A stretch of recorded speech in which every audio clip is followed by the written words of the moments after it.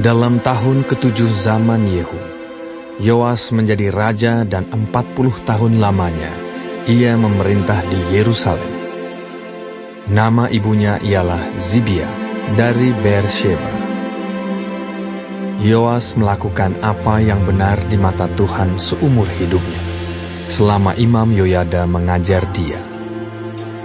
Namun demikian, bukit-bukit pengorbanan tidaklah dijauhkan. Bangsa itu masih mempersembahkan dan membakar korban di bukit-bukit itu.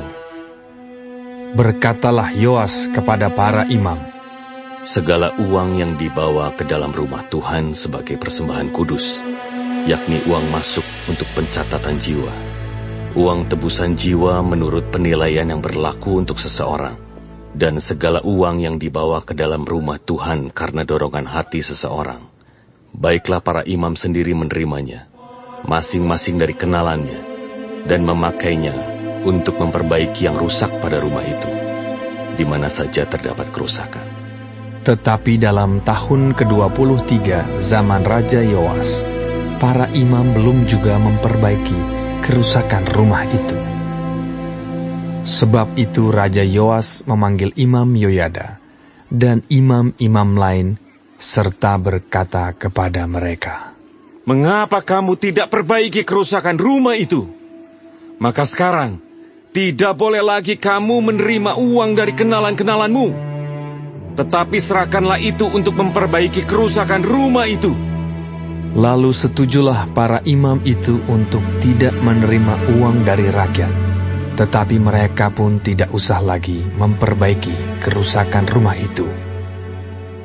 Kemudian Imam Yoyada mengambil sebuah peti, membuat lobang pada tutupnya dan menaruhnya di samping mezbah, di sebelah kanan apabila orang masuk ke rumah Tuhan.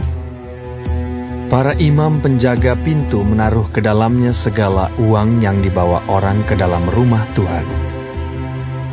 Dan apabila dilihat mereka bahwa sudah banyak uang dalam peti itu, maka datanglah panitera raja beserta imam besar, lalu membungkus dan menghitung uang yang terdapat dalam rumah Tuhan itu. Mereka menyerahkan jumlah uang yang ditentukan ke tangan para pekerja yang diangkat mengawasi rumah Tuhan, dan mereka ini membayarkannya kepada tukang-tukang kayu, kepada tukang-tukang bangunan yang mengerjakan rumah Tuhan itu, kepada tukang-tukang tembok, dan kepada tukang-tukang pemahat batu. Mereka memakainya juga bagi pembelian kayu dan batu pahat untuk memperbaiki rumah Tuhan, dan bagi segala pengeluaran untuk memperbaiki rumah itu. Tetapi untuk rumah Tuhan tidaklah dibuat pasu perak, pisau, bokor penyiraman, nafiri, atau sesuatu perkakas emas dan perak dari uang yang telah dibawa ke dalam rumah Tuhan itu. Melainkan mereka menyerahkannya kepada para pekerja, supaya dipakai memperbaiki rumah Tuhan. Mereka kemudian tidak mengadakan perhitungan dengan orang-orang yang diserahi uang itu untuk memberikannya kepada tukang-tukang, sebab mereka bekerja dengan jujur. Tetapi uang korban penebus salah dan uang korban penghapus dosa tidaklah dibawa ke dalam rumah Tuhan.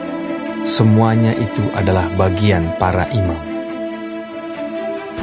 Pada waktu itu majulah Hazael, Raja Aram. Diperanginya lah Gad dan direbutnya. Kemudian Hazael berniat menyerang Yerusalem.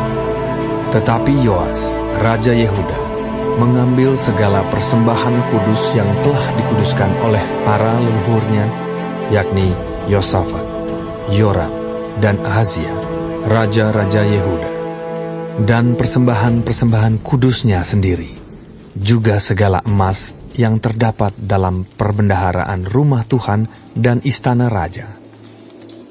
Dikirimkannya lah semuanya itu kepada Hazael, Raja Aram, maka tidak jadi lagi Hazael menyerang Yerusalem. Selebihnya dari riwayat Yoas dan segala yang dilakukannya, bukankah semuanya itu tertulis dalam kitab sejarah raja-raja Yehuda? pegawai-pegawainya bangkit mengadakan persepakatan, lalu membunuh Yoas di rumah Milo, yang letaknya di penurunan ke Sila. Yozakar anak Simeat dan Yozabat anak Somer ialah pegawai-pegawainya yang membunuh dia. Lalu ia dikuburkan di samping nenek moyangnya di kota Daud. Maka Amazia, anaknya, menjadi raja menggantikan dia.